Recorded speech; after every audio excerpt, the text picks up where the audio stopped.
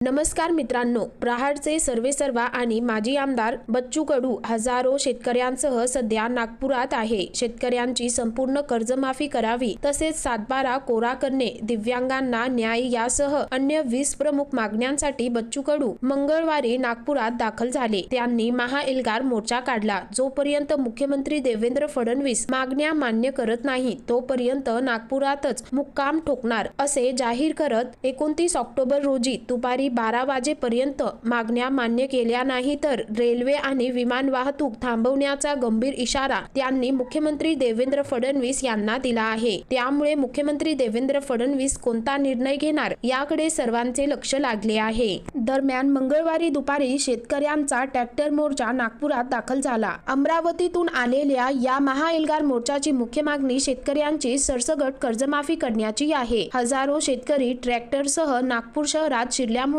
काल जागोजागी वाहतूक कोंडी झाली होती। हजारो शेतकऱ्यांनी नागपुरात कालपासूनच चक्का जाम केला आहे। 4 महामार्ग रोखल्यामुळे नागपूरच्या वाहतुकीला ब्रेक लागला आहे। संपूर्ण नागपूरचे जनजीवन विस्कळीत झाले आहे। आज दुपारी 12 वाजेपर्यंत वाट पाहू, त्यानंतरही सरकारने काहीही निर्णय न घेतल्यास किंवा चर्चेसाठी प्रतिनिधी न पाठवल्यास 12 तास नव्हे तर 12 महिने थांबावे लागले तरी परत जाणार नाही, असा गंभीर इशारा महायुती सरकारला बच्चू कडू यांनी दिला आहे। आता दडून बसलेल्या फडणवीसांना बाहेर यावेच लागेल, तसेच त्यांना शेतकऱ्यांचा 7/12 कोरा करावाच लागेल, असा शेवटचा इशारा माजी मंत्री बच्चू कडू यांनी सरकारला दिला आहे। एवढंच नाही तर कर्जमाफी करण्यासंदर्भात तात्काळ निर्णय घ्या, नाही तर आम्ही मुख्यमंत्री देवेंद्र फडणवीस यांच्या रामगिरी बंगल्याकडे कूच करू, असा इशारा देखील त्यांनी दिला आहे। त्यामुळे मुख्यमंत्री देवेंद्र फडणवीस शेतकऱ्यांच्या कर्जमाफीसाठी काय निर्णय घेणार हे पाहणं महत्त्वाचं ठरणार आहे। तर मित्रांनो, या संदर्भामध्ये तुमची काय प्रतिक्रिया आहे खाली कमेंट करून नक्की कळवा।